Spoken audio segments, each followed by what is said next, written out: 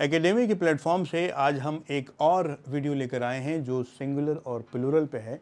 इससे पहले हम 3 वीडियो बना चुके हैं। अगर आपने वो नहीं देखी है तो प्लेलिस्ट में जाएं और वो 3 वीडियो देखें जो सिंगुलर और प्लूरल में बनने वाली थोड़ी सी अनयूजुअल वीडियोस हैं। तो ये जो है नंबर 4 वीडियो है जिसमें सिंगुलर और प्लूरल बनाने के तरीके बताए जा रहे हैं जो कि थोड़े से अनकॉमन हैं और अक्सर लोगों को इसके बारे में क्लैरिफिकेशन नहीं है।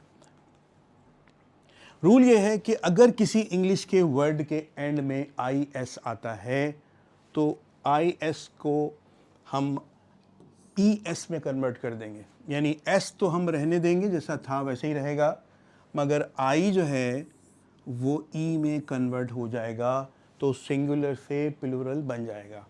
तो ये है रूल। आइए देखते हैं। सबसे जो पहला वर्ड है वो है क्राइसिस। तो आप आवाज़ देख लीजिए, क्राइसिस। तो इसका प्लूरल बनेगा क्राइसीज। उसके बाद बेसिस, बेसीज, जैसे बुनियाद है। अच्छा, ये जो बेस है ये एयर बेस भी हो सकता है, या किसी चीज़ की बुनियाद को भी आप बेसिस कह सकते हैं। यहाँ क्राइसिस है, कोई भी क्राइसिस हो, कोई भी प्रॉब्लम हो उसको आप क्राइसिस कहते हैं। थीसिस, जो अक्सर हम यूनिवर्सिटी में जब कोई ग्रेजुएशन की या कोई डिग्री हासिल कर रहे होते हैं तो हमको कुछ रिसर्च थीसिस वगैरह लिखना पड़ता है, तो ये वो थीसिस है। तो थीसिस का थीसीज। डायग्नोसिस का डायग्नोसीज। जब डॉक्टर आपकी किसी बीमारी को डायग्नोस करता है और आपको बताता है कि आपको ये बीमारी है तो वो डायग्नोसिस कहलाता है। तो डायग्नोसिस, डायग्नोसीज। उसके बाद ओएसिस, ओएसीज। इसमें मुझे कुछ याद आ रहा है कि रात यूं दिल में तेरी खोई हुई याद आई, जैसे वीराने में चुपके से बाहर आ जाए, और जैसे सहरा में हौले से चले बादे नसीम, और जैसे बीमार को बेवजह करार आ जाए। तो इसे कहते हैं हम ओएसिस। यानी कि एक ये डेजर्ट है जहाँ पे अगर आप चले गए हैं तो आपको ज़िंदा रहने का कोई चांस नहीं है, लेकिन अगर आपको कैक्टस मिल गया, जो हमारी पिछली वीडियो में था, अगर आपको कैक्टस मिल गया तो समझो पानी मिल गया, और अगर आपको ओएसिस मिल गया तो भी आपको ज़िंदगी मिल गई, या ओएसीज मिल गए तो फिर तो बल्ले बल्ले हो गया। ठीक है, तो ये है ओएसिस से ओएसीज।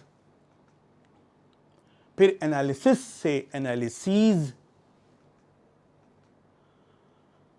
सिंथेसिस, सिंथेसिस का मतलब है जैसे आप कोई सिंथेटिक आप घी बना रहे हैं या कोई केमिकल बना रहे हैं, कोई पेंट बना रहे हैं, तो उसको सिंथेसाइज किया जाता है, तो सिंथेसिस कहलाता है।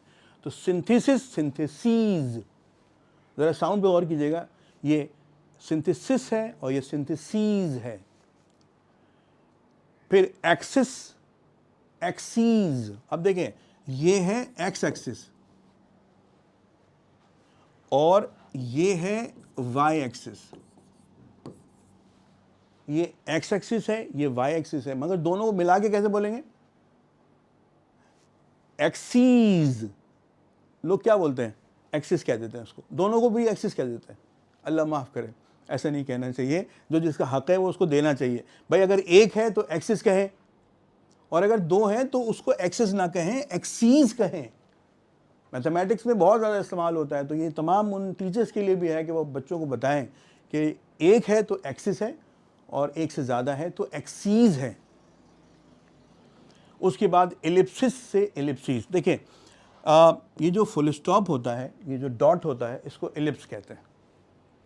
और अगर एक से ज़्यादा हो, इसका मतलब होता है ब्ला ब्ला ब्ला वगैरह वगैरह लिखना होता है ना कभी इंग्लिश में, तो हम 3 एलिप्सिस लगा देते हैं। तो आपको आप देखें 3 एलिप्सिस कह रहा, मैंने भी गलत कहा, आदत पड़ गई ना एलिप्सिस कहने की। 3 एलिप्सीज हैं ये, और ये एक एलिप्सिस है।